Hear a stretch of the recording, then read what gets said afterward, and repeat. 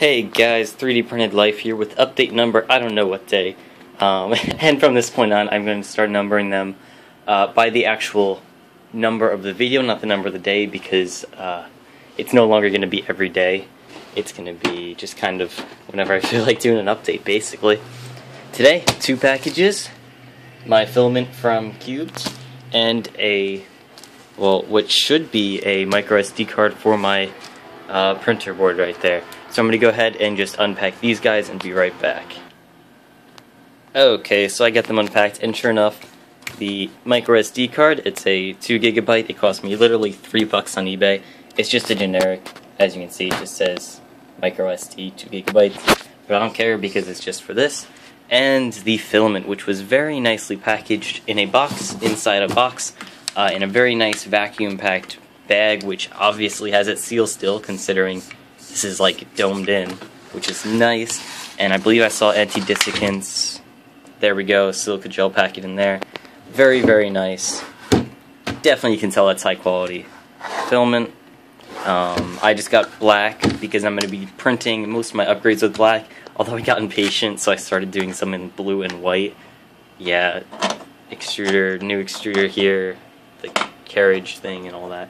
But I'm going to be doing the main gantry replacement in black, so that should look very nice. So actually what I've noticed is this spool is much bigger than the spools I have now. Those are wider, but not as fat around. These are much fatter, but not as wide.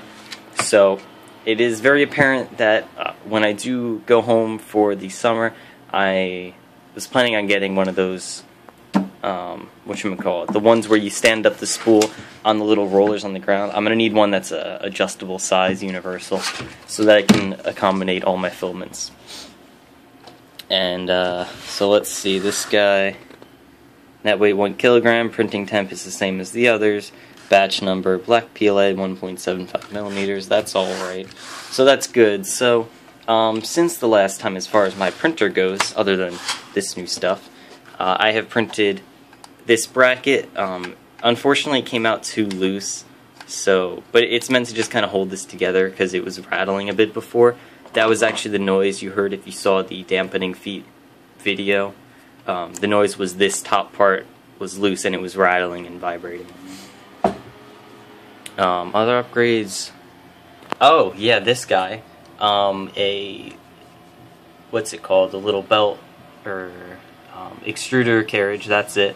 The bearings just clipped in, and they're very firm. I printed the version with the holes for the zip ties, but the zip ties aren't even needed because it just holds it so firmly, and I like that I can just literally snap it right off if I want to.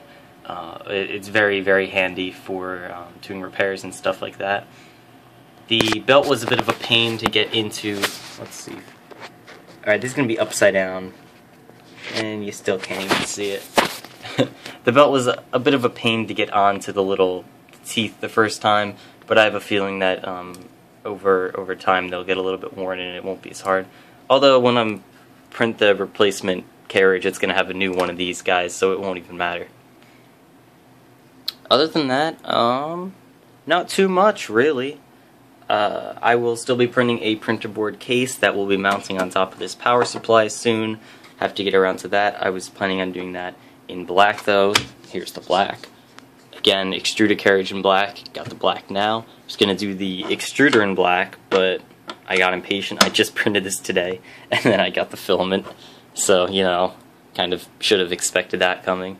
Probably done a few new prints since last time. I did another little shot glass kind of thing. This guy is a sort of a test fit piece for an adapter. I printed this at 0.1 millimeter layer height. It's for an adapter from a water bottle to a solenoid valve that I'm doing for my friend. And this part fits really, really snugly in there, and it's most likely watertight.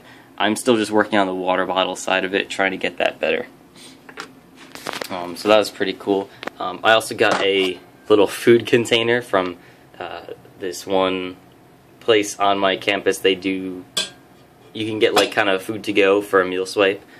So I got a double cheeseburger in case you cared. It was not all that great, but I just kind of wanted the container. And so in it I'm keeping all my plastic pieces, and you can see inside I have printed a phone case bumper. This is on my Thingiverse page.